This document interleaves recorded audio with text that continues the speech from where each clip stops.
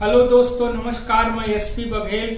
आज हम लोग मुख्य रूप से संविधान सभा तथा उससे संबंधित विषय पर चर्चा करेंगे। जैसा कि आप जानते हैं कि संविधान सभा का गठन तथा संविधान का निर्माण और संविधान का लागू किया जाना, यह एक ऐसा टॉपिक है जिस पर बहुत ज्यादा प्रश्न बनते हैं। अगर आप ध्यान से ISPCS का सॉल्व पेपर उठा के देखें तो लगभग 50 से 60 प्रकार के प्रश्न इसी पार्ट से बने हुए हैं।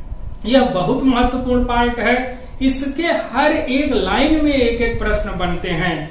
बहुत प्रश्न यहीं से बनता है कि संविधान सभा का गठन कैसे हुआ, संविधान सभा की मांग सर्वप्रथम किसके द्वारा की गई, किसने कब संविधान सभा के बारे में कौन सी मांग रखी, फिर संविधान सभा की मांग को अंग्रेजों ने किन किन समितियों या किन किन प्रस्तावों के माध्यम से स्वीकार किया, और साथ ही यह भी प्रश्न बनता है संविधान सभा गठित जो हुई उसमें सदस्य जो थे 389, उनका निर्वाचन कैसे हुआ, उनका जो निर्वाचन की पद्धति क्या थी, उनके जो सदस्य थे वो कहां से कितने आए थे। यह एक ऐसा बिंदु बन जाता है जिस पे बहुत अधिक प्रश्न बनते हैं।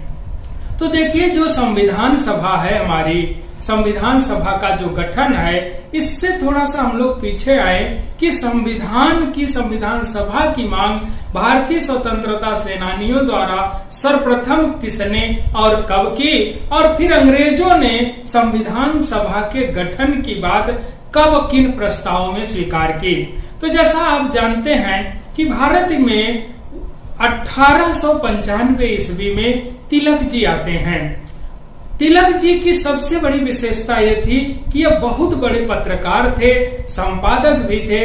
इनके 2 पेपर हैं, बहुत बार परीक्षा में पूछा जाता है कि केसरी और मराठा किसके द्वारा संपादित किए जाते थे। तो केसरी और मराठा VG तिलक द्वारा यानी बाल गंगाधर तिलक द्वारा संपादित किया जाने वाला बहुत बड़ा और बहुत लोकप्रिय पत्र था।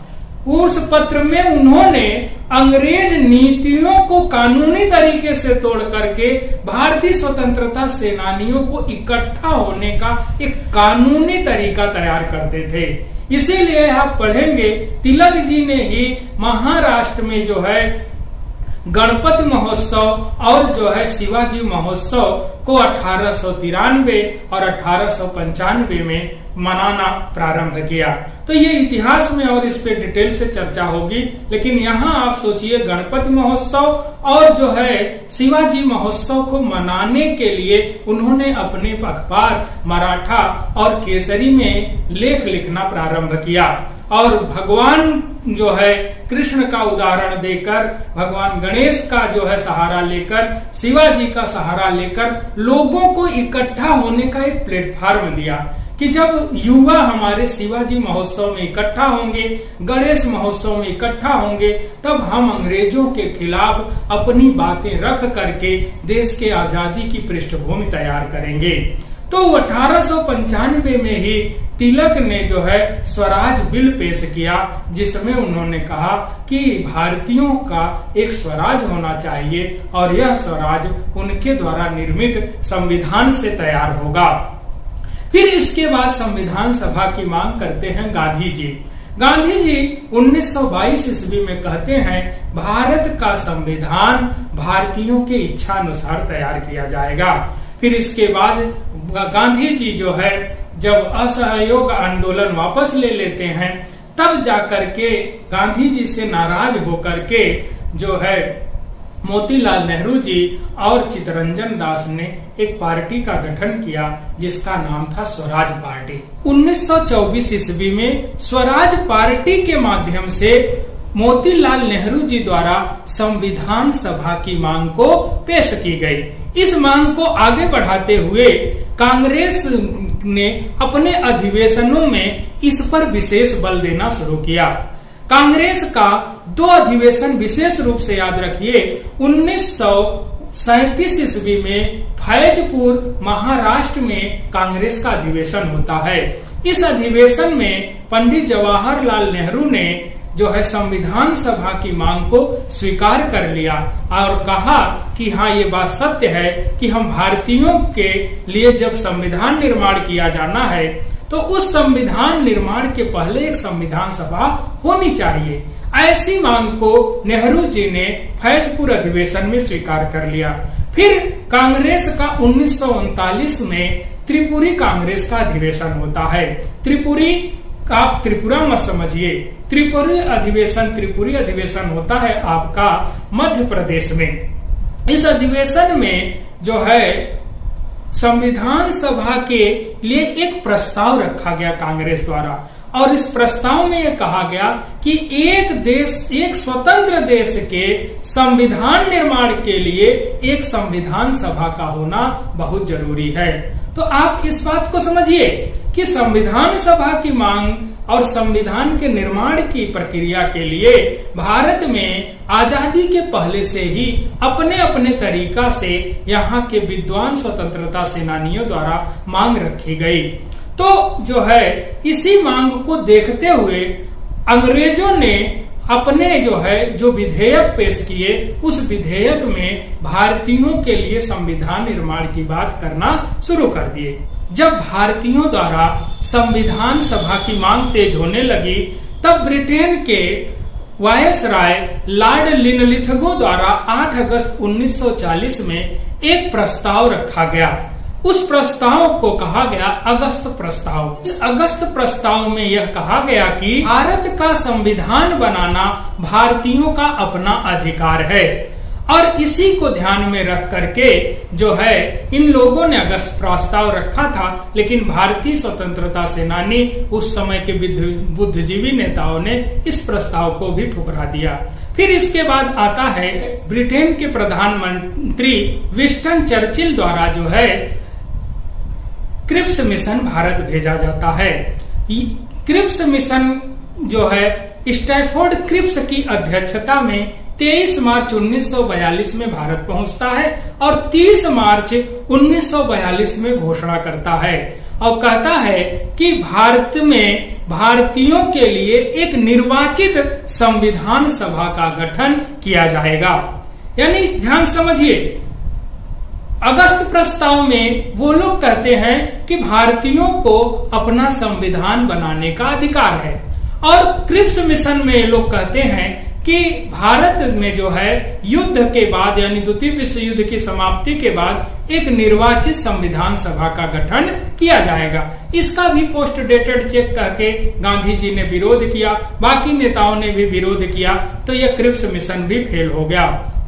फिर इसके बाद संविधान निर्माण के लिए हमारे यहाँ आता है कैबिनेट मिशन 1946। अब देखिए 1945 ईस्वी आती है। 1945 में ब्रिटेन में चुनाव होता है और उस चुनाव में उदारवादी पार्टी यानी लेबर पार्टी विजयी होती है। लेबर पार्टी के माध्यम से वहां के प्रधानमंत्री बनते हैं क्लीमेंट एटली। क्लीमेंट एटली जैसे ही प्रधानमंत्री बनते हैं वैसे ही उन्होंने अपने मंत्रिमंडल का गठन किया और 14 मार्च 1946 ईस्वी में उन्होंने हाउस ऑफ कॉमन में यह घोषणा की कि भारतीयों को स्वतंत्र होने का अधिकार है। अब स्वतः ये बात कहने के बाद उन्होंने एक काम और अच्छा कर दिया और अपने कैबिनेट स्तर के मंत्रियों को मिला करके एक मिशन बनाया और जिसका नाम रखा कैबिनेट मिशन। कैबिनेट मिशन की अध्यक्षता जो है भारत सचिव पैथिक लॉरेंस करते हैं। पैथिक लॉरेंस कैबिनेट मिशन के अध्यक्ष थे और वो भारत सचिव भी थे। दूसरे थे स्टैफोर्ड क्रिप्स जो व्यापार बोर्ड के अध्यक्ष थे और तीसरे जो थे नौसेना मंत्री, उनका नाम था एबी अलेक्जेंडर। यानी ये तीन लोग जो है स्टैफोर्ड क्रिप्स और एबी अलेक्जेंडर और जो है आपके जो है पैथिक लॉरेंस, ये तीनों लोग जो है भारत आते हैं। 24 मार्च 1946 में कैबिनेट मिशन दिल्ली पहुंचता है और 16 मई 1946 में यह तत्काल घोषणा करता है और इसमें दो घोषणाएं बहुत महत्वपूर्ण है जो आपकी परीक्षा में पूछता है। पहला कि तत्काल भारत में एक अंतरिम सरकार का गठन किया जाएगा और दूसरा घोषणा करता है कि भारत में एक निर्वाचित संविधान सभा का गठन होगा और जिसका काम संविधान निर्माण की प्रक्रिया को पूरा करना है।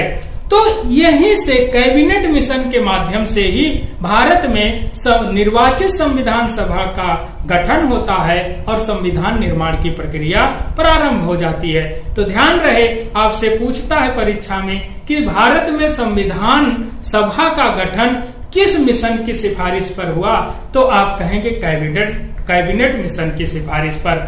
फिर पूछता है आपकी परीक्षा में यह प्रश्न, कैबिनेट मिशन किसकी अध्यक्षता में भारत आया था, तो आप कहेंगे पैथिक लॉरेंस की अध्यक्षता में। पैथिक लॉरेंस कौन थे? भारत सचिव थे। भारत सचिव कौन होता था? ब्रिटेन में कैबिनेट स्तर का जो मंत्री होता था उसमें से एक मंत्री भारत सचिव बनाया जाता था। उसी सचिव के माध्यम से भारत के वायसराय से वार्तालाप होता था और भारत का वायसराय यहाँ की सारी गतिविधियां सचिव को बताता था और सचिव जो है ब्रिटिश संसद को बताता था और जो है ब्रिटेन की महारानी को सारी क्रियाविधियों का विवरण देता था। तो इस प्रकार भारत में संविधान सभा का जो निर्माण हुआ वो कैबिनेट मिशन के आधार पर हुआ। संविधान सभा का गठन किया जाएगा, इसमें कुल सदस्यों की संख्या 389 तय की गई। 389 मेंबर में जो है ये तय हुआ कि 292 सदस्य ब्रिटिश प्रांतों से चुने जाएंगे, 4 सदस्य चीफ कमिश्नरी से चुने जाएंगे और जो है 93 सदस्य देशी रियासतों से चुने जाएंगे। तो 93 सदस्यों का चुनाव निर्वाचन नहीं होगा बल्कि इनका जो है मनोनयन होगा। तो क्लियर हो गया कि जो ये निर्वाचन जो संविधान सभा बनेगी उसमें निर्वाचन सिर्फ 296 लोगों का ही होगा। 296 में 11 ब्रिटिश प्रांतों से आएंगे 292 लोग और 4 चीफ कमिश्नरी से आएंगे। तो ये 296 लोगों का जो निर्वाचन होगा वो जो है अप्रत्यक्ष निर्वाचन प्रणाली के माध्यम से होगा। ये इसका उल्लेख कैबिनेट मिशन में था। कैबिनेट मिशन ने सीधा लिख दिया था कि जो सदस्य होंगे उनका निर्वाचन अप्रत्यक्ष निर्वाचन प्रणाली के माध्यम से होगा और संविधान सभा के जो सदस्य आएंगे उनको जो है चुनने का अधिकार प्रांतीय विधान सभा के सदस्यों को है। तो प्रांतीय विधान सभा संविधान सभा के सदस्यों का निर्वाचन करेंगे और इसमें यह भी था कि प्रत्येक 10 लाख की आबादी पर एक सदस्य का निर्वाचन किया जाएगा। तो प्रत्येक 10 लाख की आबादी ही क्यों रखी गई, तो आपसे ये पूछ सकता है सवाल। तो आप कहेंगे उस समय लगभग 1945-46 में भारत की कुल आबादी लगभग 40 करोड़ के आसपास थी। तो 40 करोड़ की आबादी थी लगभग में, इसीलिए प्रति 10 लाख पर एक सदस्य को जब आप लेंगे तो 389 सदस्य आएंगे। अब ये 389 मेंबरों में से 93 सदस्य जो देशी रियासत से आएंगे वो मनोनीत किए जाएंगे और जो है 296 सदस्यों का निर्वाचन होगा। अब ये जो सदस्य आए इसमें से 2 चीजें और प्रश्न बनते हैं। जो 11 प्रांत थे वो कौन कौन से प्रांत थे ये आपकी परीक्षा में पूछ लेंगे और 4 जो चीफ कमिश्नरियां थी वो कौन कौन सी चीफ कमिश्नरी थी। तो 11 ब्रिटिश प्रांतों को 3 श्रेणियों में रखा गया था, क, ख और ग। क श्रेणी में उन राज्यों को रखा गया था जो हिंदू बाहुल्य जनसंख्या वाले राज्य थे। ख श्रेणी में उन राज्यों को रखा गया था जो मुस्लिम बाहुल्य जनसंख्या वाले थे। ग श्रेणी में उन राज्यों को रखा गया था जहां पर मिली जुली आबादी थी। तो क श्रेणी में कुल 6 प्रांत ब्रिटिश प्रांत थे। कौन कौन से थे? एक आपका बंबई, दूसरा आपका मद्रास, तीसरा आपका मध्य प्रांत, चौथा आपका संयुक्त प्रांत यानी उत्तर प्रदेश, 5वां बिहार और 6वां आपका उड़ीसा। तो ये क समूह में आते थे। ख समूह में आप आज का पाकिस्तान समझेंगे तो इसमें जो थे 3 प्रांत थे। एक पश्चिमोत्तर सीमा प्रांत यानी जो अफगानिस्तान से लगे हुए थे, दूसरा आपका सिंध था और तीसरा आपका पंजाब प्रांत आता था। तो इस तरह से 6 3 9 प्रांत हो गए। अब बचे 2 प्रांत। 2 प्रांतों में आप एक को कहेंगे बंगाल जो आज बांग्लादेश है और दूसरे को कहेंगे आप असम जो आज पूर्वोत्तर के राज्य हैं। तो ये आपके 11 ब्रिटिश प्रांत थे। इन 11 ब्रिटिश प्रांतों से 292 सदस्यों का चयन होगा और चीफ कमिश्नरियों से 4 सदस्यों का चयन होना था। तो ये चीफ कमिश्नरी कौन कौन सी थी, इनको भी समझ लीजिए। तो ये चीफ कमिश्नरियां जो थी ये आपकी आती हैं मुख्य रूप से, एक आप कहेंगे अजमेर और मारवाड़ यानी आज का राजस्थान, दूसरे को आप कहेंगे ब्रिटिश बलूचिस्तान और तीसरे को आप कहेंगे कुर्ग यानी आज का कर्नाटक और चौथे को आप कहेंगे दिल्ली।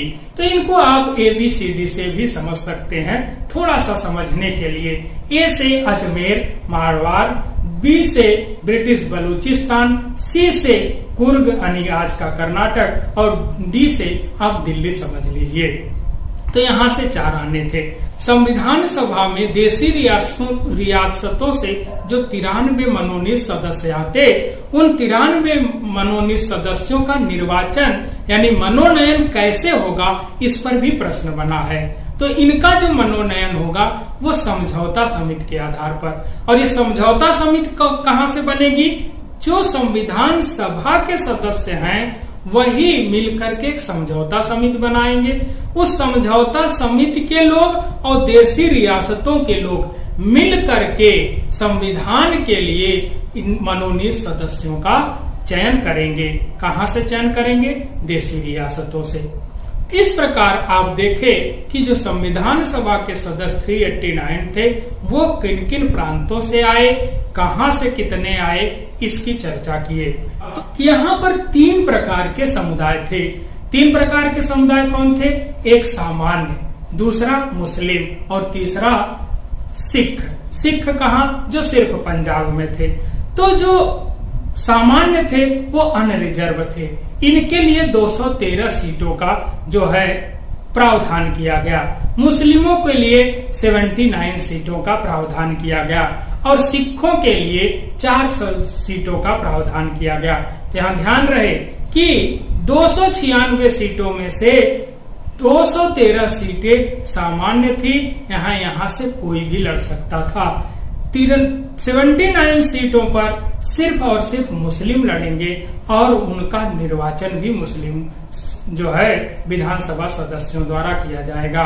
4 सीटों पर सिख लड़ेंगे और उनका भी निर्वाचन सिख समुदाय के सदस्यों द्वारा किया जाएगा। तो यहाँ पर एक प्रश्न और एक परीक्षा में पूछा गया है कि ये जो संविधान सभा के 296 सदस्य आए, उन 296 सदस्यों में से कितने सदस्यों के लिए सीटें आरक्षित थी, रिजर्व थी। तो आप सीधा सीधा यहाँ देख रहे हैं अनरिजर्व्ड यानी जो है सामान्य सीटें 213 थी। तो इसके बाद 79 प्लस 4 आप जोड़ देंगे तो 83 सीटें रिजर्व सीटें थी। इस प्रकार संविधान सभा में 83 सीटें ऐसी थी जो आरक्षित थी और 213 सीटें जो है अनरिजर्व्ड थी। इस प्रकार से हमारे संविधान सभा का गठन हुआ और संविधान सभा के निर्वाचन का प्रावधान हुआ। ये यहाँ पर 2 प्रश्नों पर और चर्चा कर लेते हैं। पूछ लेता है आपकी परीक्षा में कि संविधान सभा में सर्वाधिक सदस्य किस प्रांत से आए थे। प्रतिनिधि आए थे संयुक्त प्रांत से। संयुक्त प्रांत से कुल 55 प्रतिनिधि आए थे और 49 प्रतिनिधि मद्रास प्रांत से आए थे और 36 प्रतिनिधि बिहार प्रांत से आए थे।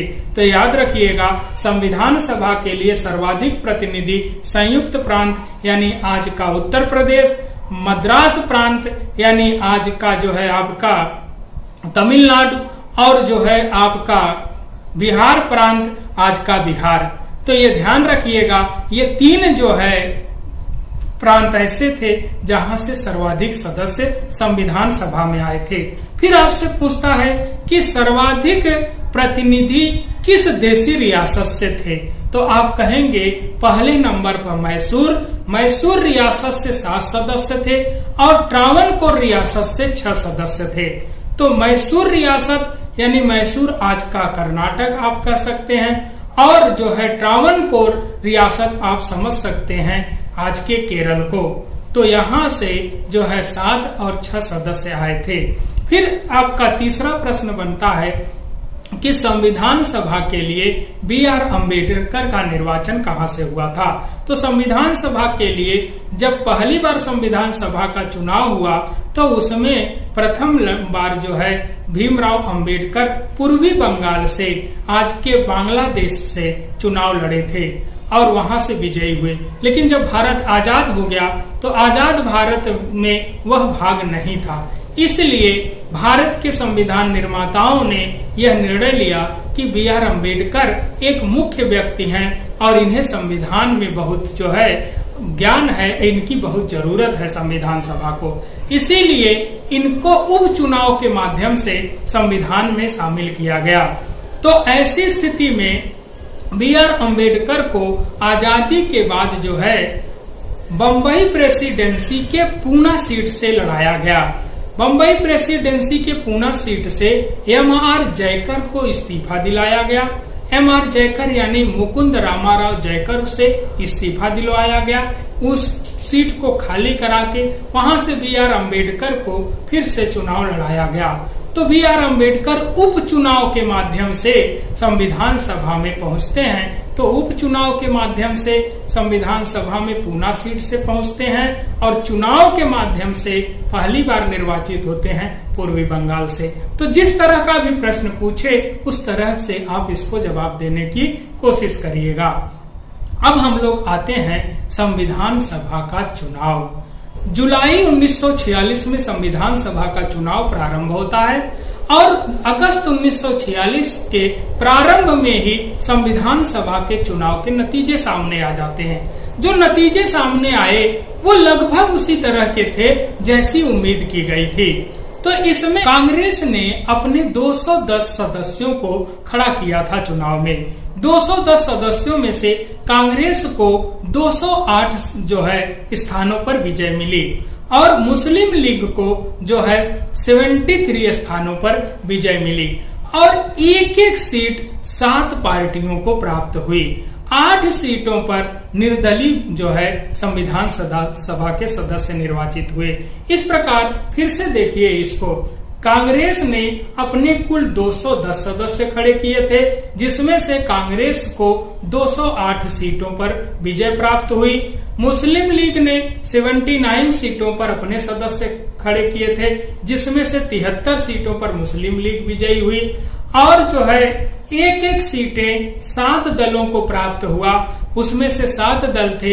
एक दल था यूनियनिस्ट पार्टी, दूसरा यूनियनिस्ट मुस्लिम लीग, तीसरा यूनियनिस्ट शेड्यूल कास्ट और चौथा जो है कृषक प्रजा पार्टी, पांचवा जो था अनुसूचित जाति संघ था और छठवां जो आपका था सिख गैर कांग्रेसी इनको कहा जाता था और जो 7वां सदस्य जीता था वो साम्यवादी था।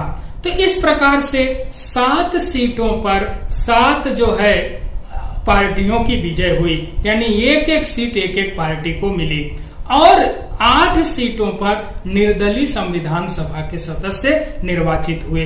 तो इस प्रकार जो चुनाव का परिणाम आया उसमें मुस्लिम लीग को 25% से भी कम सीटें प्राप्त हुई।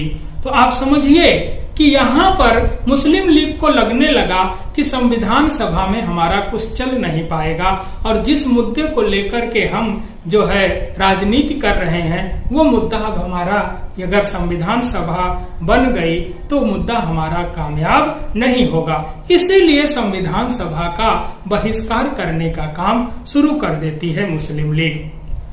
तो यहाँ पर संविधान सभा का निर्वाचन हुआ और संविधान सभा में पूरी की पूरी लगभग सीट कांग्रेस जीत ली। अब इस जीत के साथ ही एक जो है ब्रिटिश जो है विशेषज्ञ हैं, उन्होंने किताब लिखी जिसका नाम है the Indian constitution. Indian constitution को मुख्य रूप से लिखते हैं जी ऑस्टिन। जी ऑस्टिन को भारत सरकार ने 2011 में पद्मश्री का भी पुरस्कार दिया था। तो जी ऑस्टिन ने एक बड़ा ही अच्छा स्टेटमेंट दिया है, कहा है कि संविधान सभा कांग्रेस थी और कांग्रेस ही भारत था। ये कथन बड़ा ही महत्वपूर्ण है, यानी जो संविधान सभा थी वो कांग्रेस थी।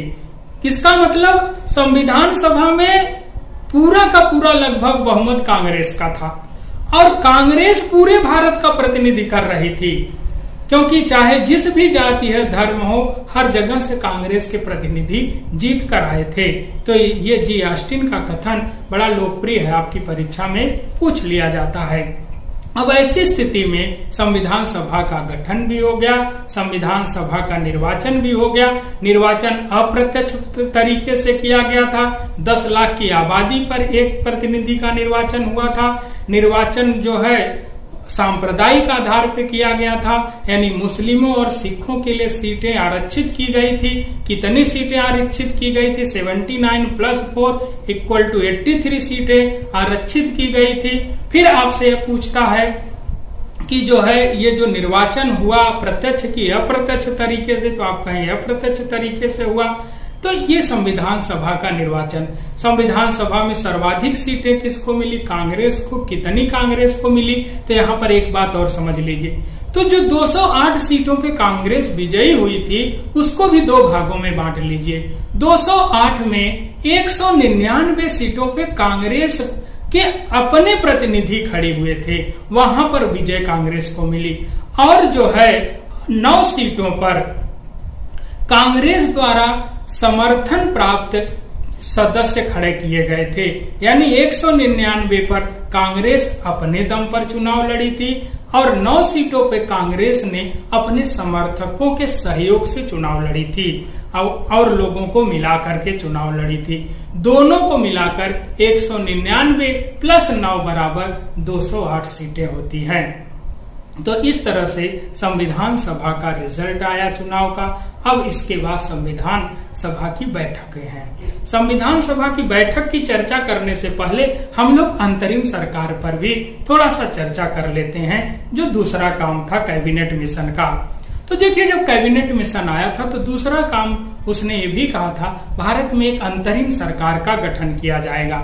ये अंतरिम शब्द याद रखिए, हो सकता है आपसे पूछ ले कोई अंतरिम क्या है, तो हर जगह अंतरिम शब्द आता है। अंतरिम बजट होता है, अंतरिम सरकार होती है, तो ये अंतरिम संसद होती है।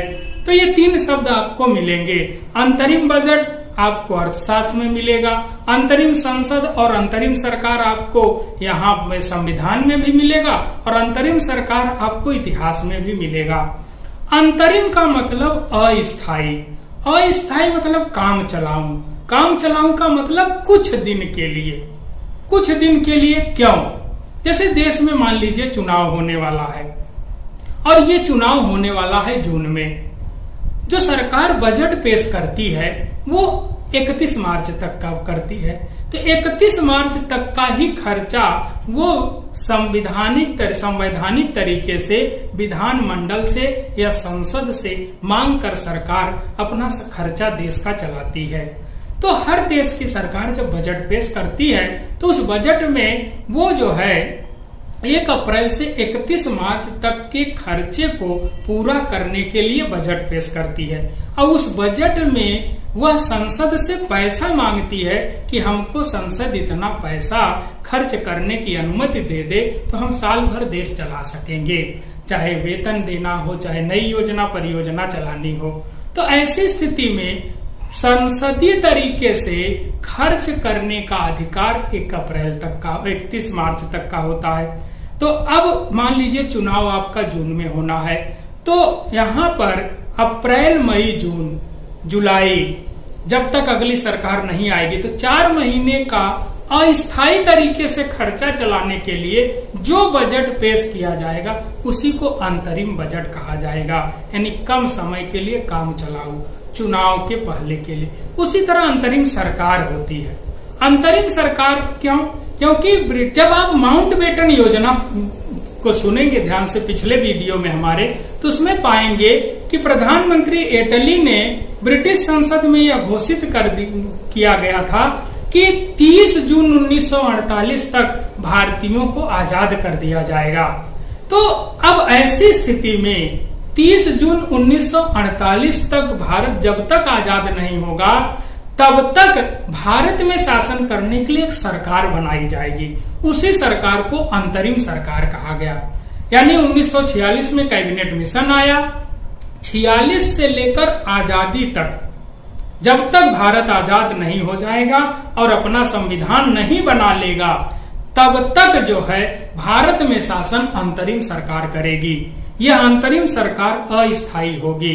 यह सरकार जो है तब तक ही काम करेगी जब तक भारत आजाद नहीं होगा और भारत का एक संविधान लागू नहीं हो जाएगा। तो इस तरह से एक अंतरिम सरकार, अस्थायी सरकार होगी। अंतरिम बजट भी होती है, अंतरिम संसद भी है। तो ये जो हमारी संविधान सभा है ये 13 मई 1952 तक एक अंतरिम संसद के रूप में भी काम की है। इस पे हम लोग चर्चा इसी वीडियो में आगे करेंगे। कैबिनेट मिशन में दूसरा प्रावधान जो था अंतरिम सरकार के गठन का था। अंतरिम सरकार के गठन के लिए 1 अगस्त 1946 ईस्वी में तात्कालिक वायसराय लॉर्ड मेवेल जो है एक निमंत्रण भेजते हैं जवाहरलाल नेहरू जी के पास और उनको ये ऑफर करते हैं कि आप आइए और एक अंतरिम सरकार का गठन कीजिए। जवाहरलाल नेहरू बेवेल से मिलते हैं और 20 अगस्त 1946 में अंतरिम सरकार के गठन की घोषणा करवाते हैं और 20 अगस्त 1946 में अंतरिम सरकार की घोषणा हो जाती है और 2 सितंबर 1946 ईस्वी में पंडित जवाहरलाल नेहरू जी के नेतृत्व में अंतरिम सरकार का गठन किया जाता है। अंतरिम सरकार में प्रारंभ में मुस्लिम लीग शामिल नहीं थी, नाराज थी। क्योंकि संविधान सभा में उसके कुल सदस्यों की संख्या 25% से कम थी। दूसरी तरफ वह यह जान रही थी कि जब तक पाकिस्तान की मांग उसकी पूरी नहीं होगी तब तक उसके मंसूबे पूरे नहीं हो सकते हैं। तो ऐसी स्थिति में मुस्लिम लीग अंतरिम सरकार का भी विरोध कर रही थी, संविधान सभा का भी विरोध कर रही थी। इसलिए जो है प्रारंभ में मुस्लिम लीग अंतरिम सरकार में शामिल नहीं हुई। तो ये बात लॉर्ड वेवेल को बहुत जो है अच्छी नहीं लगी। वो जो है समझौता करा करके कांग्रेस और मुस्लिम लीग में पुनः 26 अक्टूबर 1946 ईस्वी में जो है अंतरिम सरकार का विस्तार करवाते हैं। 26 अक्टूबर 1946 में जब अंतरिम सरकार पुनः जो है पुनर्गठित होती है तो उसमें कांग्रेस 3 सदस्यों से इस्तीफा दिलवाया जाता है और 5 मुस्लिम लीग के सदस्यों को शामिल किया जाता है। ऐसी स्थिति में जवाहरलाल नेहरू सहित कुल 14 सदस्यीय अंतरिम सरकार गठित की गई। अगर लॉर्ड वेवेल को भी शामिल कर लें तो अंतरिम सरकार में कुल जो है 15 सदस्य हो जाते हैं। तो ध्यान रखिएगा लॉर्ड वेवेल सहित पूछे, क्योंकि लॉर्ड वेवेल अंतरिम सरकार में अध्यक्ष पद पर थे और जवाहरलाल नेहरू उपाध्यक्ष पद पर थे। तो ऐसी स्थिति में जवाहरलाल नेहरू सहित कुल कितने सदस्य थे तो आप कहेंगे 14। अगर पूछता है कि लॉर्ड वेवेल सहित कुल कितने सदस्य थे तो आप कहेंगे जो है 15 सदस्य। तो जो 3 सदस्य इस्तीफा दिए उनका भी नाम याद रखिए और ये परीक्षा में पूछ लिया जाता है। पहला नाम आता है सैयद अली जहीर का, दूसरा नाम आता है शरद चंद्र बोस का और तीसरा नाम आता है सफा अली खां का। ये 3 लोग इस्तीफा देते हैं और इनके स्थान पे मुस्लिम लीग के 5 सदस्य शामिल होते हैं। तो एक होते हैं लियाकत अली जिसको वित्त मंत्रालय दिया जाता है, दूसरे आई चुंदरीगर हैं और तीसरे जो है अली रब निस्तार, जोगेंद्र नाथ मंडल, गजानफर अली खान। तो ये 5 लोग जो है इसमें शामिल होते हैं। तो ये जो है सभी के नाम याद रख लीजिए और इनसे संबंधित प्रश्न पूछता है कि किसको कौन सा मंत्रालय दिया गया था, वित्त मंत्री कौन था, जो है अध्यक्ष कौन था, उपाध्यक्ष कौन था, स्वास्थ्य मंत्री कौन था। तो ये आप लिस्ट देखिए और इनको याद रखिए। हर परीक्षा में इनसे प्रश्न पूछा ही जाता है कि अंतरिम सरकार में कौन किस पद पर था या कौन सा मंत्रालय किसको दिया गया था। तो अब हम लोग इसके बाद आ जाते हैं संविधान सभा पर पुनः। तो जो ये संविधान सभा हमारी बनी उसमें 5 प्रश्न और ध्यान से समझ लीजिए। पूछता है कि कुल महिलाओं की संख्या कितनी है, तो आप कहेंगे 15 महिलाएं थी। 15 महिलाएं जो आप स्क्रीन पर इनके नाम है आप देख सकते हैं। इनका भी विवरण प्रदेश वाइज हम दिखा दे रहे हैं, आप इसको पढ़ लीजिएगा कि कौन सी महिला कहां से किस प्रदेश से आई। एक कंट्रोवर्सी है, कुछ लोग कहते हैं कहीं पे महिलाएं 9 मिलती हैं, कहीं 8 मिलती हैं, कहीं 12 मिलती हैं। तो आप इसमें जो है निश्चिंत रहें, क्योंकि संविधान सभा की जो पहली बैठक होती है 9 दिसंबर 1946 में, उसमें 9 महिला सदस्य ही सिर्फ शामिल थी। तो लेकिन संविधान पर जब हस्ताक्षर हुआ तो उसमें 8 ही महिला हस्ताक्षर की हैं। तो ये कंफ्यूजन लोगों के मन में है। आप एकदम निश्चिंत रहें कि संविधान सभा में महिला सदस्यों की कुल संख्या 15 थी और पहली जब बैठक होती है उसमें 9 महिला ही उपस्थित होती हैं। तो ये रहे।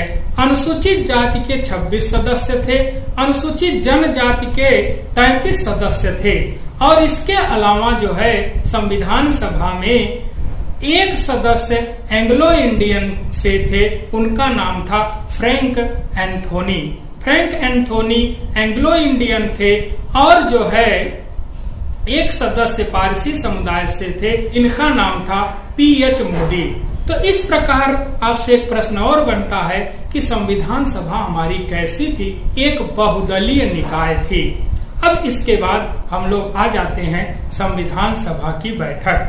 तो अब देखिए, अक्टूबर में अंतरिम सरकार पुनर्गठित हो जाती है, सरकार का काम उधर शुरू हो जाता है। अब आगे संविधान निर्माण की प्रक्रिया थी। तो लॉर्ड वेवेल ने ये 20 नवंबर 1946 में लॉर्ड वेवेल द्वारा जो है संविधान सभा के सभी सदस्यों को दिल्ली बुलाया जाता है। सभी सदस्य 20 नवंबर 1946 के बाद धीरे धीरे दिल्ली जाना प्रारंभ कर देते हैं और 6 दिसंबर 1946 ईस्वी में संविधान सभा का गठन कर दिया जाता है। याद रहे, 6 दिसंबर 1946 ईस्वी में संविधान सभा का गठन होता है और फिर इसके बाद यह तय होता है कि संविधान सभा की पहली बैठक कब और कहां आयोजित होगी। तो संविधान सभा की शुरू की 3 बैठकें आप याद रखिए, इन 3 बैठकों से भी प्रश्न बनता है। तो आप ध्यान रहे कि 9 दिसंबर 1946 में संविधान सभा की पहली बैठक दिन सोमवार सुबह के 11 बजे दिल्ली के संसद भवन के केंद्रीय कक्ष में होती है, जिसमें कुल 207 सदस्य उपस्थित होते हैं, जिसमें सिर्फ 9 महिलाएं ही उपस्थित हो पाती हैं।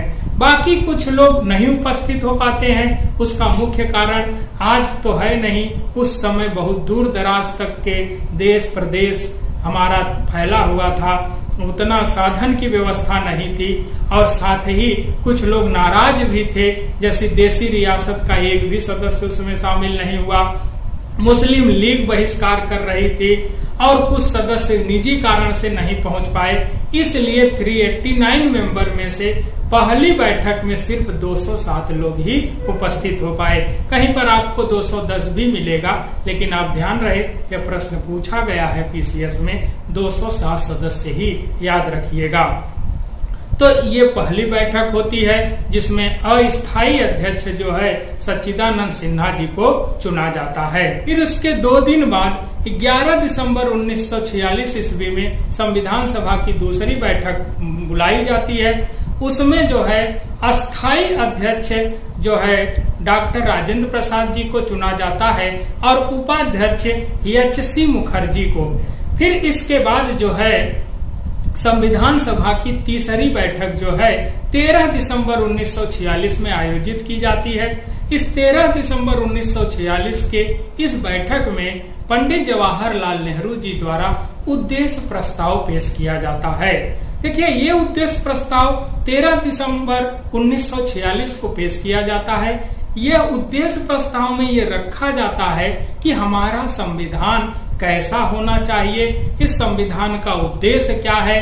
तो हमारे संविधान का मुख्य उद्देश्य यही था कि देश को एक संपूर्ण प्रभुत्व संपन्न बनाना था, देश को पंथ निरपेक्ष बनाना था, देश में संविधान की सारी शक्तियां जनता में निहित करनी थी, यानी जनता ही हमारे संविधान का मूल स्रोत थी। इस बात को उद्देश्य प्रस्ताव में ही रख दिया गया।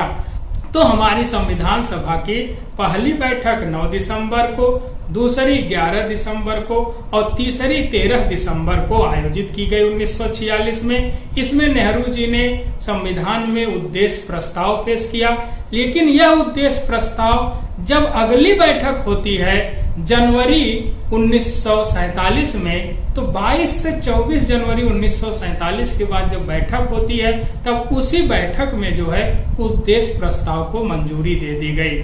और उद्देश्य प्रस्ताव को मंजूरी देते ही संविधान निर्माण का कार्य शुरू हो गया। हम लोगों ने देखा कि 13 दिसंबर 1946 ईस्वी में पंडित जवाहरलाल नेहरू जी द्वारा उद्देश्य प्रस्ताव पेश किया गया था। वही उद्देश्य प्रस्ताव बाद में जाकर भारत की संविधान की प्रस्तावना बनता है। तो अब इसके बाद उद्देश्य प्रस्ताव पास हो जाने के बाद 22 जनवरी के बाद भारत में जो है एक कार्य यह किया गया कि एक सचिवालय गठित किया गया और सचिवालय का प्रधान बनाया गया BN राव जी को। BN राव यानी बेनेगल नरसिम्हा राव। BN राव मुख्य रूप से भारत के संवैधानिक सलाहकार भी कहे जाते हैं, भारत के संविधान के जो है मुख्य रूप से वास्तुकार भी कहे जाते हैं, ये जो है मुख्य रूप से प्रधान सचिव भी कहे जाते हैं। तो इनकी सबसे बड़ी विशेषता यह थी कि उस समय के बहुत बड़े न्यायाधीश भी थे और बहुत बड़े विद्वान भी थे। इनकी महत्ता को आप ऐसे समझ सकते हैं कि भारत के पहले ऐसे न्यायाधीश हैं जो अंतरराष्ट्रीय न्यायालय में 1952-53 में न्यायाधीश के रूप में कार्य कर चुके थे। और इनकी एक और बड़ी उपलब्धि यह है कि संयुक्त राष्ट्र संघ के अध्यक्ष मंडल में भी 1951 में ये शामिल थे। तो इनकी जो है महत्ता को हम लोग आकार नहीं सकते। ये बहुत ही योग्य और बहुत ही कर्तव्यनिष्ठ व्यक्ति थे। तो BN राव जी के अध्यक्षता में ही सचिवालय का गठन किया गया और उस सचिवालय में कई समितियों का गठन किया गया। प्रत्येक समिति को अलग अलग काम दिया गया। तो जितनी भी समितियां गठित की गई, आपकी परीक्षा में इससे बहुत प्रश्न बनता है कि प्रारूप समिति के अध्यक्ष कौन थे, अल्पसंख्यक समिति के अध्यक्ष कौन थे, झंडा समिति के अध्यक्ष कौन थे। तो इन पर भी जो हम लोग चर्चा करेंगे, लेकिन पहले इस पर चर्चा कर लें। तो कई समितियां गठित की गई। जो समितियां गठित की गई थी, उन सभी समितियों को हम लोग 2 भागों में बांटकर पढ़ते हैं।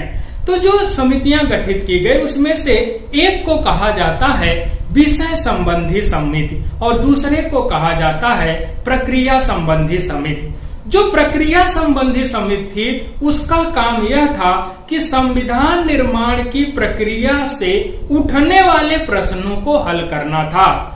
और जो विषय संबंधी समिति थी, इसका मुख्य कार्य था कि संविधान निर्माण के प्रक्रिया को या संविधान निर्माण के कार्य को कैसे सही ढंग से संपन्न किया जाए।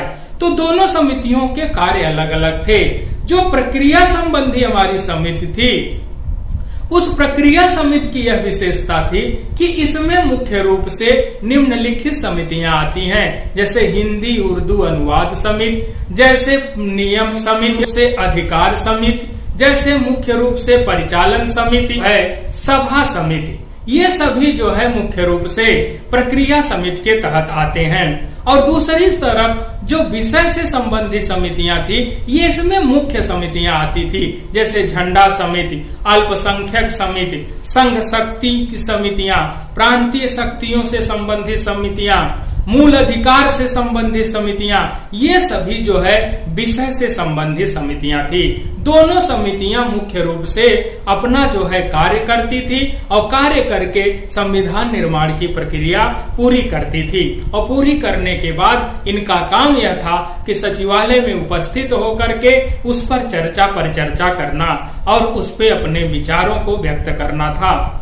अब ऐसी स्थिति में जब यह कार्य शुरू हुआ तो इसके बाद जो है एक बड़ा महत्वपूर्ण यह कार्य किया, संविधान निर्माण के लिए परामर्श समिति ने मुख्य रूप से 17 मार्च 1947 ईस्वी में प्रश्नों की एक सूची तैयार की।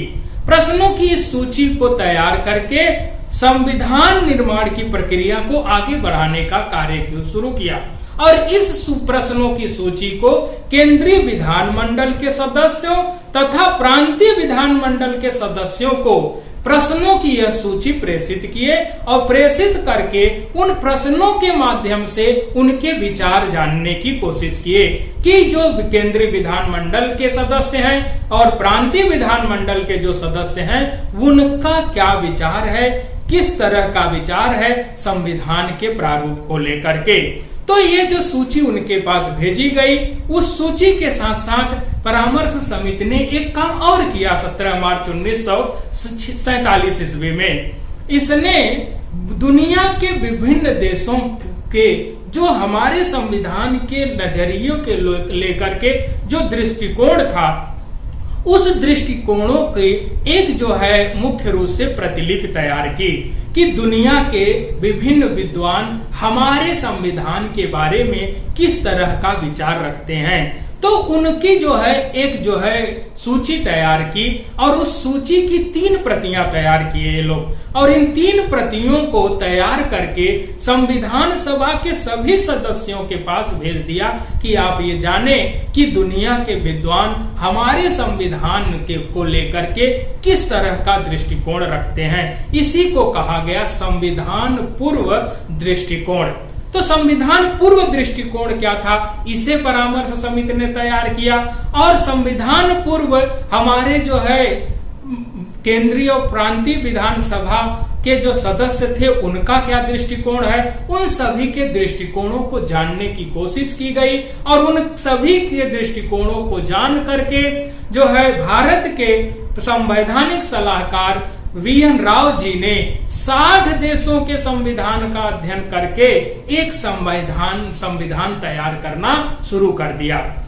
इधर ये संविधान तैयार शुरू कर दिए हैं मार्च, अप्रैल, मई, जून, जुलाई तक। उधर जो है यह भी चर्चा होने लगी कि संविधान में एक और विद्वान की जरूरत है और वो विद्वान थे डॉक्टर भीमराव अंबेडकर।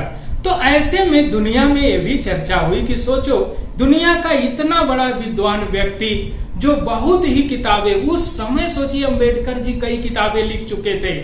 उन्होंने एक जो है पाकिस्तान के पर भी एक किताब लिख दी थी, थॉट ऑफ पाकिस्तान 1940-41 में। उन्होंने बैंकों पर किताब लिख दी थी आरबीआई से संबंधित, उस पर भी उनके बड़े अच्छे विचार थे। सभी उस समय की परिस्थितियों पे अंबेडकर जी बहुत अच्छी 4-5 किताबें लिख चुके थे। तो अंबेडकर जी की चर्चा पूरी दुनिया में 1940-45 से ही हो गई थी और बहुत लोकप्रिय नेता थे वो विद्वानों के मामले में। अब हमारी संविधान सभा में अंबेडकर अभी तक नहीं थे, यानी जुलाई 1947 तक अंबेडकर संविधान सभा में नहीं हैं। क्यों नहीं थे? संविधान सभा में अंबेडकर इसलिए नहीं आ रहे थे क्योंकि उन्हें लग रहा था कि जिस मुद्दे को लेकर के मैं अब अभी तक जो है राजनीति कर रहा हूं, उस मुद्दे को मैं संविधान सभा में उठा नहीं पाऊंगा, क्योंकि महिलाओं को अधिकार दिलाना उनका उद्देश्य था, मजदूरों को अधिकार दिलाना उनका उद्देश्य था, अनुसूचित जात, अनुसूचित जनजाति, पिछड़ा वर्ग, सभी वर्ग के लोगों को, दबे कुचले लोगों को, समाज से उपेक्षित लोगों को, सभी को समाज की मुख्य धारा में लाने का उनका उद्देश्य था। और वो उद्देश्य उनका पूरा नहीं हो पाता क्योंकि उनकी एक सीट थी और संविधान सभा जो भी निर्णय लेती वो पूर्ण बहुमत से लेती। तो ऐसी स्थिति में वो संविधान से बाहर थे और इधर संविधान निर्माण पूरा हो रहा था। तब लोगों को भारतीय संविधान सभा के अध्यक्ष राजेंद्र प्रसाद जी को, संवैधानिक सलाहकार वीएन राव जी को यह महसूस होने लगा कि नहीं, परिस्थितियां ऐसी हैं कि जो है अंबेडकर जी को भी शामिल किया जाए। तो अंबेडकर जी को मनाया गया और अंबेडकर जी को मना करके कहा गया ठीक है, आपको लगता है कि आप उनके लिए कुछ नहीं कर पाएंगे, तो हम ऐसा करते हैं, आपको संविधान के प्रारूप समिति का ही अध्यक्ष बना देते हैं। संविधान का कैसा प्रारूप होगा उसके अध्यक्ष आप बनिए और अपने मन मुताबिक आप भी अपनी बात रखिए और उस पर बहुमत से निर्णय लिया जाएगा। इसको देख करके 29 अगस्त 1947 ईस्वी में प्रारूप समिति का गठन किया गया। प्रारूप समिति का गठन करके मुख्य रूप से अंबेडकर जी को अध्यक्ष बनाया गया और अंबेडकर सहित 7 लोगों को प्रारूप समिति में शामिल किया गया। तो ये जो 7 लोग हैं इनको भी आप याद रखिएगा और ये भी याद रखिएगा प्रारूप समिति का गठन कब हुआ, तो आप कहेंगे 29 अगस्त 1947 में। इसके अध्यक्ष कौन थे? अध्यक्ष डॉक्टर भीमराव अंबेडकर जी थे। फिर ये पूछा जाता है कि इसमें और कौन कौन से लोग थे, तो आप कहेंगे जो है मुख्य रूप से इनमें जो और 6 लोग हैं उनका नाम भी यहाँ पर स्क्रीन पर देखिए और याद करिए। तो अंबेडकर जी इसके अध्यक्ष थे। इसके दूसरे सदस्य थे मुख्य रूप से एन गोपाला स्वामी अयंगर और इसके तीसरे सदस्य थे अल्लादी कृष्णा स्वामी अय्यर और इसके चौथे थे के.एम. मुंशी। इसमें जो है 5वें मुख्य रूप से शामिल थे मोहम्मद सादुल्ला और इसमें 6वें मुख्य रूप से शामिल सदस्य थे जो है डी.पी. खेतान और 7वें इसमें शामिल थे मुख्य रूप से जो है बी.एल. मित्रा। तो जो बी.एल. मित्रा थे इन्होंने इस्तीफा दे दिया और इनके स्थान पर जो है मित्रा के स्थान पे एन माधवराव को जो है सदस्य बनाया गया और डी.पी. खेतान जी की मृत्यु हो जाती है और मृत्यु के बाद इनके स्थान पर सदस्य बनाया गया टी. कृष्णामाचारी को। टी. कृष्णामाचारी याद रखिएगा संविधान सभा के उपाध्यक्ष भी थे। के.एम. मुंशी भी संविधान सभा के उपाध्यक्ष थे और जो है टी. कृष्णामाचारी भी संविधान सभा के उपाध्यक्ष थे। तो ये जो है प्रारूप समिति के 7 सदस्य थे। इनमें से एक चित्र भी देख लीजिए आप। इस चित्र में ज्यादा लोग भी हैं और आप 8-7 ही इसमें से समझिएगा। अब इसके बाद इधर प्रारूप समिति का गठन हो गया अंबेडकर जी की अध्यक्षता में और उधर जो है बी.एन. राव द्वारा संविधान का एक नया प्रारूप और पहला प्रारूप तैयार किया गया। बी.एन. राव जी ने अक्टूबर 1947 में 60 देशों के संविधान को लेकर के उसका अध्ययन करके और केंद्रीय विधान मंडल और प्रांतीय विधान मंडल के सदस्यों के विचारों को लेकर के एक जो है संविधान तैयार कर डाला और यह संविधान तैयार करके जो है प्रारूप समिति के पास पेश कर दिया। तो जो पहली ड्राफ्टिंग तैयार की गई बी.एन. राव द्वारा संविधान पर, वह पहली ड्राफ्टिंग तैयार होती है अक्टूबर 1947 में। इस प्रारूप में 243 यानी 243 अनुच्छेद और 13 अनुसूचियां थी। इसे तैयार करके जो है संविधान के प्रारूप समिति के पास पेश कर दिया गया।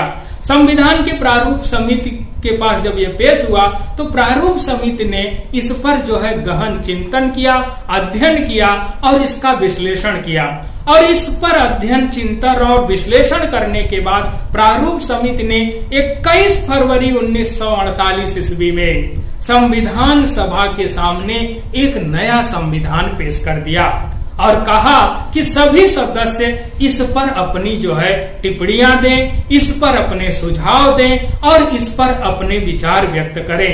और सोचिए तो जो 21 फरवरी 1948 में प्रारूप समिति ने संविधान सभा के सामने संविधान पेश किया, उसमें 315 अनुच्छेद और 8 अनुसूचियां थी। और जब यह पेश हुआ और इस पर चर्चा शुरू हुई तब इस पर बहुत से लोग टिप्पणी किए, बहुत से इसमें कमियां निकाले और कुछ लोग इसमें सुझाव भी दिए। तो इन सभी के सुझाव और टिप्पणियों को ध्यान में रखकर प्रारूप समिति ने फिर से संविधान पर चर्चा किया, बहस किया और फिर एक जो है नए तरीके से उसको संशोधित करके तैयार कर लिया। और तैयार करके प्रारूप समिति द्वारा 26 अक्टूबर 1948 ईस्वी को संविधान की एक-एक प्रतियां सभी सदस्यों को उपलब्ध कराई गई और सभी सदस्यों को निर्देशित किया गया कि आप इसका अध्ययन करके आएं और अब इसका वाचन शुरू होगा। तो सभी सदस्यों ने उसको अक्टूबर से लेकर के नवंबर तक जो है उस पे अध्ययन किया और इस पर 3 वाचन किए गए।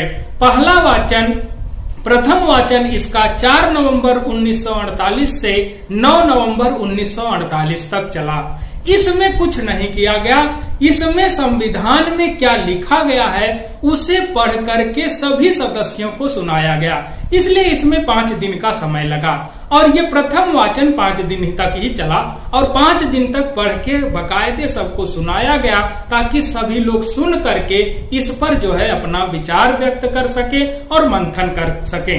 फिर इसके बाद कुछ ही दिन बाद 15 नवंबर 1948 से लेकर के 17 अक्टूबर 1949 तक इसका दूसरा वाचन प्रारंभ किया गया। यह वाचन लगभग 1 वर्षों तक चला और इसमें जो है मुख्य रूप से 7वें से लेकर 10वें अधिवेशन आयोजित किए गए। यानी जो दूसरा वाचन हुआ उसमें 7वां, 8वां, 9वां और 10वां अधिवेशन आयोजित किया गया, क्योंकि यह लगभग 1 वर्षों तक यह वाचन चला। इसमें संविधान से संबंधित जो भी जो है त्रुटियां थी, जो भी इसमें सुझाव थे, वो सभी से मांगे गए। तो सभी ने अपने अपने संशोधन के सुझाव दिए और लगभग 7,635 सुझाव पेश किए गए, जिसमें से 2437 सुझावों को स्वीकार किया गया। यानी इसमें बहुत बड़ा संशोधन जो है पेश किया गया। सभी लोगों ने 2-2, 4-4, 6-6 जो है संशोधन के सुझाव दिए, इसलिए 7,635 संशोधन के सुझाव आए और जो है उस पर विचार किया गया, बहस किया गया और बहस करने के बाद 2437 संशोधनों को स्वीकार किया गया और स्वीकार करके उसको जो है संशोधित किया गया। और इसमें एक प्रश्न और ध्यान रखिएगा, इसी 7वें अधिवेशन में, दूसरे वाचन के 7वें अधिवेशन में गांधी जी को श्रद्धांजलि भी दी गई थी। तो ये पूछ लिया जाता है संविधान सभा के किस अधिवेशन में गांधी जी को श्रद्धांजलि दी गई, तो आप बताएंगे 7वें अधिवेशन में। 7वां, 8वां, 9वां, 10वां अधिवेशन दूसरे वाचन के दौरान ही हुआ, क्योंकि यह लगभग 1 वर्षों तक चला था। अब इसमें जो है संविधान की जितनी त्रुटियां थी उन त्रुटियों को पूर्ण बहुमत से, लगभग सभी सदस्यों के बहुमत से संशोधित किया गया और इस पर बहस बहुत हुई और जहां पर तनिक भी मतभेद था उस पर फिर से बहस होती थी। तो आप समझिए कि एक एक बात पर बड़ी गंभीरता से और बड़ी निष्ठा पूर्वक जो है विचार करके तब इस संविधान को तैयार किया गया था।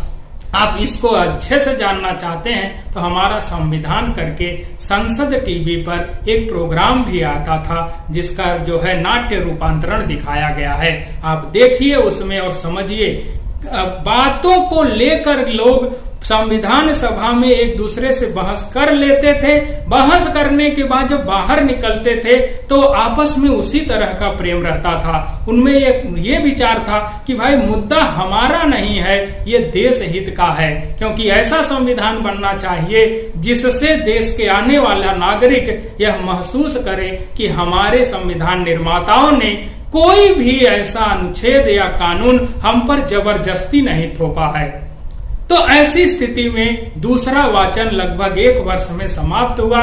फिर इसके बाद संविधान सभा ने तीसरा वाचन शुरू किया। जब तीसरा वाचन शुरू किया तो यह चलता है हमारा तीसरा वाचन 14 नवंबर 1949 से 26 नवंबर 1949 तक। तो यह 11वां अधिवेशन था। इस अधिवेशन में भीमराव अंबेडकर जी द्वारा जो है संविधान का प्रारूप तैयार करके संविधान को अपनाने का जो है अपना विचार व्यक्त किया कि अब हमारा संविधान तैयार हो गया है और इसे हम लोग क्या किया जाए, अंगीकृत करें। तो इसी बात को ध्यान में रख करके संविधान सभा के उपस्थित सभी सदस्यों ने संविधान को 26 नवंबर 1949 में अंगीकृत कर लिया। अंगीकृत यानी एडॉप्टेड। अब ये संविधान जब हमारा अंगीकृत हुआ तो इस दिन संविधान के कुल 16 अनुच्छेदों को लागू किया गया।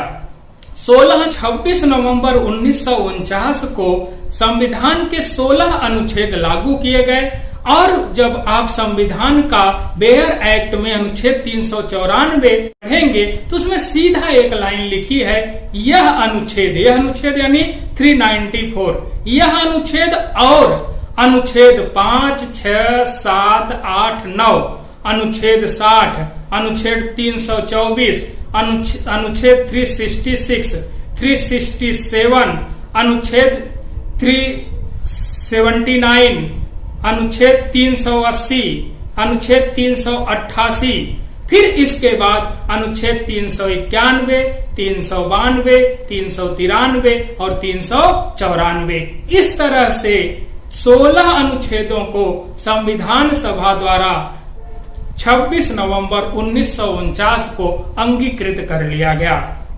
संविधान को पूरी तरह से लागू किया गया 26 जनवरी 1950 को। तो ये भी आप जो है पढ़ेंगे, अनुच्छेद 394 में भी ये भी बात लिखी गई है कि इन अनुच्छेद 394 के साथ ये 15 अनुच्छेद तथा शेष अनुच्छेदों को 26 जनवरी 1950 में लागू किया जाएगा। तो ये पूरा डिटेल आप बेयर एक्ट में पा सकते हैं। तो 26 जनवरी 1950 में संविधान को पूर्ण रूप से लागू किया गया। उसी दिन से हमारे देश में गणतंत्र दिवस मनाया जाता है। इसीलिए आप जब नौकरी पाएंगे तो आप देखेंगे 26 जनवरी 1950 के बाद से हमारे यहाँ जब गणतंत्र दिवस मनाया जाने लगा, तो जब भी जिला मुख्यालय पर सभी कर्मचारी अधिकारी उपस्थित होते हैं तो 26 जनवरी के दिन संविधान की प्रस्तावना पढ़ते हैं। प्रस्तावना संविधान की कुंजी है, ये सभी लोग जानते हैं। इस पर भी हम लोग आगे वीडियो में चर्चा करेंगे। तो प्रस्तावना जो है हमारी मुख्य रूप से संविधान की एक जो है प्रारूप बताता है। संविधान में 26 जनवरी को ही क्यों लागू किया गया, 26 नवंबर को पूरी तरह से क्यों नहीं लागू किया गया? तो इसमें ज्यादातर बच्चे ये जानते हैं कि दिसंबर 1929 ईस्वी में लाहौर में कांग्रेस का अधिवेशन होता है। उस अधिवेशन में पूर्ण स्वराज की मांग को लेकर प्रश्न उठाए गए और वहीं दिसंबर 1929 में ही यह निर्णय किया गया था कि जो है प्रत्येक वर्ष 26 जनवरी को हम लोग जो है, हम भारत के लोग जो है स्वतंत्रता दिवस मनाएंगे। लेकिन हमारी आजादी मिल जाती है जो है 15 अगस्त 1947 में। तो वो 26 जनवरी की तिथि को अविस्मरणीय बनाने के लिए जो है संविधान को पूरी तरह 26 जनवरी 1950 में लागू किया गया। 26 जनवरी 1950 हमारा गणतंत्र दिवस है। 26 जनवरी 1950 के 2 दिन पूर्व ही 24 जनवरी 1950 में संविधान सभा द्वारा संविधान के जो है लिए मुख्य रूप से भारत का राष्ट्रीय गीत और राष्ट्रीय गान तथा भारत के राष्ट्रपति का निर्वाचन कर लिया गया। तो 24 जनवरी को हमारे राष्ट्रगीत को अपनाया गया, 24 जनवरी को ही हमारे राष्ट्रगान को अपनाया गया और 24 जनवरी को ही हमारे राष्ट्रपति का भी निर्वाचन कर लिया गया 1950 ईस्वी में। एक बात विशेष रूप से और ध्यान रखने की है कि हमारे संविधान के आर्टिकल 379 से 391 तक के जितने आर्टिकल हैं उन्हें संविधान के 7वें संशोधन की धारा 29 के तहत जो है 1956 में निरसित कर दिया गया है। अब हम लोग जो है आते हैं इसमें मुख्य रूप से संविधान को जो है 2 प्रश्न और बनते हैं। हमारे यहाँ जब 26 नवंबर 1949 को संविधान को अंगीकृत किया गया तब उस दिन से हम लोग विधि दिवस मनाते थे। लेकिन डॉक्टर भीमराव अंबेडकर के महत्व को अविस्मरणीय बनाने के लिए, उनको श्रद्धांजलि देने के लिए उनकी 125वीं जयंती पर प्रधानमंत्री नरेंद्र मोदी जी के नेतृत्व में जो है 2015 से जो है संविधान जो है दिवस मनाया जाना प्रारंभ हो गया। यानी अब पहले 26 नवंबर को विधि दिवस के रूप में मनाया जाता था, लेकिन अंबेडकर जी को श्रद्धांजलि देने के लिए उनके 125वीं जयंती से जो है 2015 से 26 नवंबर को मुख्य रूप से संविधान दिवस के रूप में मनाया जाने लगा है। तो एक प्रश्न और आपके पीसीएस और आईएएस में 2 बार यह पूछा जा चुका है कि अंबेडकर जी की जन्म और मृत्यु कब हुआ। तो अंबेडकर जी का जन्म 14 अप्रैल 1891 ईस्वी में मध्य प्रदेश के महू जिले में हुआ था और इनकी मृत्यु जो है 6 दिसंबर 1956 ईस्वी में दिल्ली में हुई थी। तो ये भी याद रखिएगा इनकी जन्म और इनके मृत्यु को। और यहाँ पर थोड़ा 2-3 प्रश्न और ध्यान से समझ लीजिए। 24 जनवरी 1950 को भारत में जो है राजेंद्र प्रसाद जी को राष्ट्रपति नियुक्त कर दिया गया और साथ ही 26 जनवरी 1950 को देश में पूरी तरह से जब संविधान लागू कर दिया गया तो उस समय संविधान पर जो है कुल 284 सदस्यों ने हस्ताक्षर किया। उसमें से मुख्य रूप से जो है सभी सदस्य शामिल नहीं थे। उसका भी रीजन यह है क्योंकि जब हमारा जो है संविधान जो हमारी क्योंकि आजादी के बाद संविधान सभा का पुनर्गठन किया गया और संविधान सभा के जो कुल सदस्य थे 389 उनको घटा करके 299 कर दिया गया।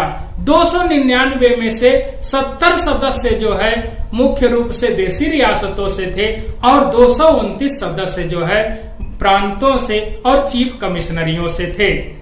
तो ऐसी स्थिति में संविधान सभा पर कुल 284 सदस्यों ने हस्ताक्षर किया, जिसमें सबसे ऊपर हस्ताक्षर करने का श्रेय जाता है अध्यक्ष डॉक्टर राजेंद्र प्रसाद जी को और सबसे नीचे हस्ताक्षर करते हैं पंडित जवाहरलाल नेहरू जी। और इस पर यह भी प्रश्न बनता है कि संविधान की मूल प्रति पर कितनी महिलाओं ने हस्ताक्षर किए। तो संविधान सभा में कुल 15 महिलाएं थी, किंतु संविधान पर 8 महिलाओं का ही हस्ताक्षर है। साथ ही इसी दिन से संविधान सभा को भंग कर दिया गया और संविधान सभा को भंग करके संविधान सभा को अंतरिम संसद के रूप में बदल दिया। तो अब ध्यान रहे कि भारत में संविधान सभा 2 रूपों में भी काम की है। एक रूप उसका यह था कि वह संविधान निर्माण का काम करती है, दूसरा रूप उसका यह था कि वह अंतरिम संसद के रूप में काम करती है। अंतरिम संसद के रूप में कब से कब तक काम की, संविधान सभा के रूप में कब से कब तक काम की, अंतरिम संसद के रूप में जब काम कर रही थी तब कौन अध्यक्ष थे, संविधान सभा के रूप में काम कर रही थी तब कौन अध्यक्ष थे, इस पर भी ध्यान से आप बात समझिए। देखिए हमारे यहाँ 2 चीजें हैं। संविधान सभा का जब गठन होता है तो संविधान सभा के चुनाव के बाद जुलाई 1946 से लेकर के जो है 26 जनवरी 1950 तक संविधान सभा का मुख्य काम संविधान के निर्माण का काम था और उसी दौरान भारत में जो शासन चलता था वो अंतरिम सरकार करती थी, जिसमें नेहरू जी के नेतृत्व में 14 सदस्यीय अंतरिम सरकार थी, जिसका उल्लेख हम लोग पीछे कर चुके हैं। फिर जब संविधान को पूरी तरह से लागू कर दिया गया और भारत के राष्ट्रपति जो है राजेंद्र प्रसाद जी को चुन लिया गया, तब ऐसी स्थिति में 26 जनवरी 1950 से लेकर के मई 1952 ईस्वी तक हमारी संविधान सभा अंतरिम संसद के रूप में काम की। तब इस समय हमारे यहाँ अध्यक्ष थे मुख्य रूप से जो है जीवी मावलंकर जी। जीवी मावलंकर जी संविधान सभा के अध्यक्ष थे और ये कब अध्यक्ष का काम करते थे, जब संविधान सभा अंतरिम संसद के रूप में काम करती थी। और इसके 2 उपाध्यक्ष भी थे। एक उपाध्यक्ष आप जानते हैं एच.सी. मुखर्जी थे और दूसरे उपाध्यक्ष थे जो है टी. कृष्णामाचारी। तो संविधान सभा के 2 अध्यक्ष थे, डॉक्टर राजेंद्र प्रसाद और जो है जीवी मावलंकर। संविधान सभा के 2 उपाध्यक्ष थे, एक जो है एच.सी. मुखर्जी और दूसरे जो है टी. कृष्णामाचारी। संवैधानिक सलाहकार बी.एन. राव जी थे, ये भी आप जानते ही हैं। तो प्रारूप समिति के अध्यक्ष और सदस्य ये भी आप जान लिए। अब इसके बाद जो है यहाँ पर एक प्रश्न और बनता है कि संविधान के बारे में किसने क्या कहा। तो डॉक्टर भीमराव अंबेडकर को संविधान निर्माण के श्रेय को देखते हुए इन्हें आधुनिक मनु भी कहा जाता है। चर्चिल कहता है कि संविधान सभा एक ऐसा विवाह है जिसकी दुल्हन ही गायब है। संविधान के बारे में दो बातें और याद रखिए। हमारा संविधान जो बनकर तैयार हुआ वो 2 वर्ष 11 माह 18 दिन में बनकर तैयार हुआ, और संविधान पर जो कुल बैठकें हुई वो बैठकें 12 बैठकें हुई। 11वीं संविधान सभा की बैठक होती 26 नवंबर 1949 को, जब संविधान अंगीकृत किया जाता है, और 12वीं बैठक होती है 24 जनवरी 1950 को, जब संविधान को लागू किया जाता है 26 जनवरी तक। तो ये आपकी 12वीं बैठक हुई। अब संविधान से संबंधित 2 व्यक्तियों को और याद रखने की जरूरत है, जिनसे प्रश्न आपकी परीक्षा में पूछा गया है। एक का नाम था प्रेम बिहारी नारायण रायजादा। ये प्रेम बिहारी नारायण रायजादा की प्रमुख विशेषता यह है कि इन्होंने संविधान की हिंदी तथा इंग्लिश दोनों प्रतियों को अपनी हैंडराइटिंग से लिखा है। तो पंडित जवाहरलाल नेहरू जी इनकी हैंडराइटिंग से इतना प्रभावित हुए कि इन्हें को कहा गया कि आप आइए और आप संविधान की हिंदी तथा अंग्रेजी की मूल प्रति को जो है आप अपनी हैंडराइटिंग से लिखिए। इटैलिक जो है रनिंग राइटिंग में इन्होंने बड़े ही खूबसूरत ढंग से संविधान को लिखा है। ये बहुत ही खूबसूरत जो है कार्य है इनका, और इसके लिए सबसे बड़ी बात यह है कि इन्होंने कोई जो है पैसा जो है चार्ज नहीं किया था। बस इन्होंने यह कहा था नेहरू जी से कि संविधान के प्रति पर हमारे और हमारे दादाजी का भी नाम उल्लेख करवा दीजिए। तो उन्होंने कहा ठीक है, कोई बात नहीं, आप इतना मेहनत कर रहे हैं, कार्य किए हैं, इसलिए आप अपना और अपने दादाजी का नाम संविधान की मूल प्रति पर लिख सकते हैं। तो इन्होंने लिखा है। तो ये पूछता है प्रेम बिहारी नारायण रायजादा कौन थे, इनका क्या योगदान है। दूसरा सबसे बड़ा कार्य है, एक है नंदलाल बोस जी का। नंदलाल बोस जी भी बहुत ही अच्छे चित्रकार थे। इनको बुलाया गया और कहा गया कि आप संविधान के प्रत्येक पेज पर अपना चित्र बनाइए। अब संविधान पर कुल 221 पेज हैं मूल संविधान में, और प्रत्येक पेज पर चित्र बनाना बड़ा कठिन कार्य था। ऐसे में जो है नंदलाल बोस जी ने कहा कि इसमें बहुत समय और बहुत जो है पेजों की बर्बादी होगी, इसलिए हम प्रत्येक भाग के पहले पेज पर एक एक चित्र बनाएंगे। और इस बात को नेहरू जी और सभी लोगों ने स्वीकार लिया, और स्वीकार करके संविधान के प्रत्येक भाग पर जो है एक एक चित्र इन्होंने बनाया। और ये जो चित्र बनाया है ये भारतीय इतिहास के प्रारंभ से लेकर के आज तक की यात्राओं की गाथा बताता है। हमारा प्राचीन इतिहास हड़प्पा मोहनजोदड़ो की सभ्यता के स्वास्तिक चिन्ह से शुरू होता है। तो इन्होंने पहले भाग पर हड़प्पा मोहनजोदड़ो के स्वास्तिक चिन्ह या जो चिन्ह मिले हैं अशोक के ललाट, उससे शुरू करते हैं। फिर दूसरे भाग में उन्होंने जो है स्तंभ को लिया है।